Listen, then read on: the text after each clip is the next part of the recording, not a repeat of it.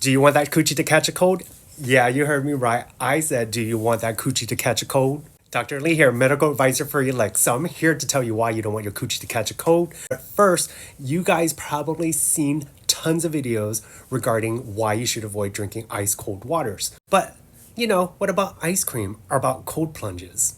So ice cream, just like ice cold drinks, I might want to avoid it if I'm already experiencing poor digestion, gas, bloating, fatigue, because the spleen, stomach in Chinese medicine produces qi and blood. So that's what gives us our energy and help us properly digest our food. So if you're already experiencing those symptoms, I would also avoid the cream and the sugar. That's going to be harder for our body to digest, especially when it's ice cold. So many of my patients have been asking me about the benefits of cold plunges. There are benefits to it. However, I remind my patients that a lot of these studies are done on men or their athletes.